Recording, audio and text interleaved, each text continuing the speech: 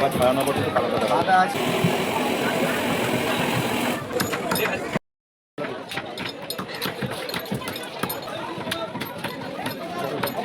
আজ আমার মেয়ের আবদার তার বাবার হাতে দেশি চিকেন খাবে। সত্যি বলছি বন্ধুরা, আমি অনেকের হাতে মাংস রান্না খেয়েছি, আমার বরের হাতের মাংস রান্নার টেস্টটা সম্পূর্ণ আলাদা, আর রান্নার পদ্ধতিটাও সম্পূর্ণ আলাদা। তাহলে চলো দেখে নিই। 1.5 কেজি মতো দেশি চিকেন নিয়েছি। চিকেন দেখেই বুঝতে পেরেছো কতটা পরিমাণে চর্বি আছে। দেশি চিকেন ম্যারিনেট করার জন্য দিয়েছি পরিমাণ মতো লবণ, 2 চা চামচ হলুদ, 1 চা চামচ কাশ্মীরি লঙ্কার গুঁড়ো, কিছুটা সর্ষের তেল ও গোটা লেবু দিয়ে ভালো করে ম্যারিনেট করে রেখে দিয়েছি 15 থেকে 20 মিনিটের জন্য। আর দেখতেই পাচ্ছ এখানে আমার বর সব কিছু কাটাকুটি করা শুরু করে দিয়েছে। ওভেনে একটি কড়াই বসিয়ে কিছুটা তেল দিয়ে, তেল গরম হয়ে গেলে কেটে রাখা আলুগুলো দিয়ে তার উপর 1/2 চা চামচ হলুদ ও 1/2 চা চামচ লবণ দিয়ে লাল করে ভেজে নিচ্ছি। ওমা, মাংস ছাড়ো, মাংসের আলুগুলোও এত টেস্ট, কি বলবো। বাবার হাতে জাদু আছে। হ্যাঁ, জাদু তো আছেই। চিকেন রান্নার জন্য ফোড়নে দিয়ে দিচ্ছি 2টো শুকনো লঙ্কা আর গোটা গরম মশলা দিয়ে হালকা ভেজে নিচ্ছি। হালকা ভেজে নিয়েছি, এর থেকে একটা সুন্দর গন্ধ বেরিয়েছে। এরপর দিয়ে দিচ্ছি 300 গ্রাম কেটে রাখা পেঁয়াজ। পেঁয়াজগুলোকে আমি কিছুক্ষণ সময় ধরে ভেজে নিচ্ছি।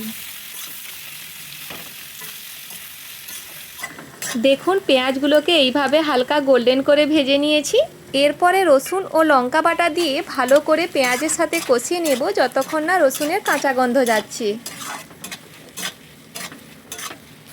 মশলাটাকে ভালো করে কষিয়ে নিয়েছি, রসুনের কাঁচা গন্ধও চলে গেছে। এরপরে দিয়ে দেব অল্প কিছুটা আদা বাটা। আদা বাটাকে আমি বেশিক্ষণ কষাবো না, 1-2 বার মিশিয়ে নিয়ে ম্যারিনেট করে রাখা চিকেন দিয়ে দেব। চিকেন দিয়ে দিয়েছি। এইবার তো আসল রহস্য, হাতে সময় নিয়ে চিকেনটিকে মশলার সাথে ভালো করে কষাতে থাকবো। চিকেন এখনই দেয়া হলো? হ্যাঁ রে, কেন বলতো? আমি তো ভাবলাম কষানো হয়ে গেছে। আমি তো গন্ধ পেয়ে দৌড়ে এলাম কষা খাবো বলে। একটু ওয়েট কর, কষা দেওয়া হবে। নমস্কার বন্ধুরা, আমি মন্টু। আপনারা দেখছেন মন্টু রান্নাঘর। কিছুক্ষণ কষানো হয়ে গেলে গোটা ধনে ও 7 থেকে 8টি গোলমরিচ বাটা দিয়ে ভালো করে কষাতে থাকবো। দেখো বন্ধুরা, চিকেনে প্রচুর পরিমাণে চর্বি থাকার কারণে কতটা তেল বেরিয়েছে। বন্ধুরা, আপনাদের চিকেনে যদি প্রচুর পরিমাণে চর্বি থাকে তাহলে তেল কম দিয়ে রান্না করার চেষ্টা করবেন।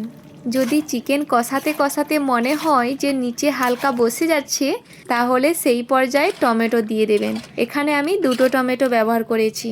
তারপর ভেজে রাখা আলু দিয়ে আবারও ভালো করে কষাতে থাকবো। ওমা, মনে হচ্ছে কষা তো হয়ে গেছে। হ্যাঁ, চিকেন কষানো হয়ে গেছে, আলুগুলোও পুরো সেদ্ধ হয়ে গেছে। এইবার খুবই অল্প পরিমাণ জল দিয়ে দেব, কারণ কষাতে কষাতে সব কিছু ভালোভাবে কুক হয়ে গেছে। ওমা, আমি জানি বন্ধুরা আমার চ্যানেলটিকে কেন সাবস্ক্রাইব করে না।